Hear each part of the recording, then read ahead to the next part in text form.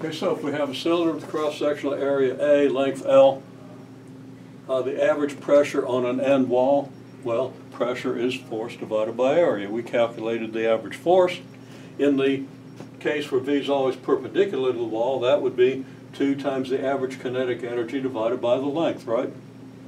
And then you divide by A and you get this. And length times area is the volume, and everybody saw that very quickly. Okay? So we have this. For the case where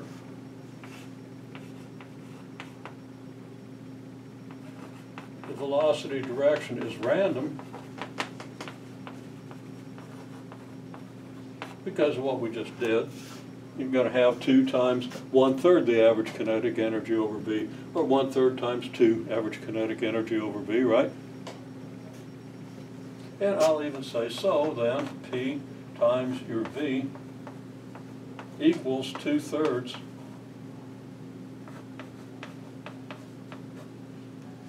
your average kinetic energy for the particle. Okay?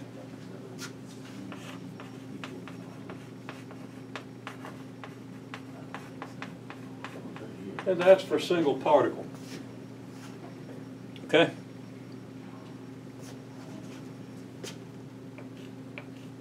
If you have n particles,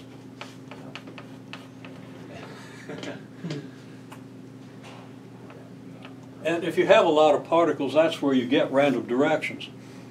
Even if you were to start a particle in a perfectly elastic situation, moving exactly perpendicular to the wall, if you did that with more than a couple of particles and there was even one collision, then pretty soon everything would be moving randomly in all 3 directions. And things would look a lot like what you saw when you did that simulation a couple of months ago. So you want to think back to the way that looked, okay? Because we want to use that idea, which is one reason I showed it to you in lab. Also, it was relevant to momentum, which we were doing, okay? So if you have n particles, well, that's going to be pretty easy. It's going to be n times the force because you have n particles hitting, right? And the 3-dimensional model is the only one that's really relevant if you have a bunch of particles.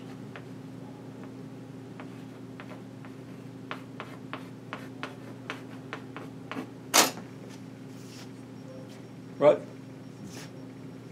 Okay, well, the big question now is we have our good old familiar, and this should be familiar to you.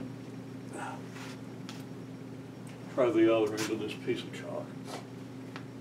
Doesn't work worth a darn either. I have to switch colors. Maybe it's a part of the board, but I don't think so. I think it's a stupid chalk.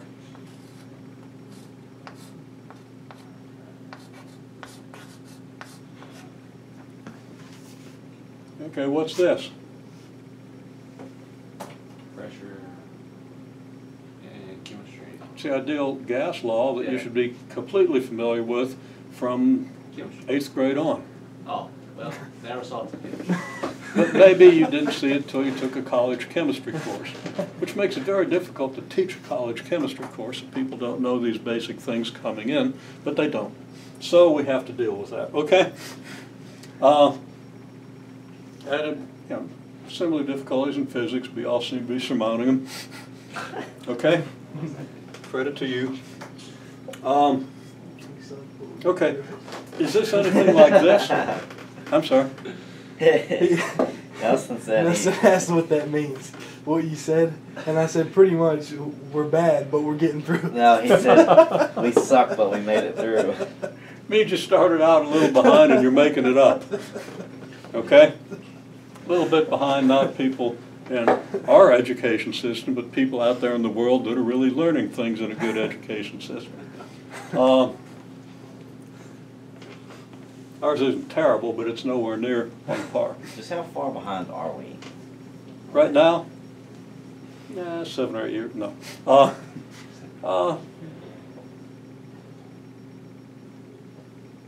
Maybe a year. You probably start out 3 years behind. I'm just guessing, that's, nobody's measured that. But as wealthy as this nation is, we'd probably be several years ahead, couldn't we?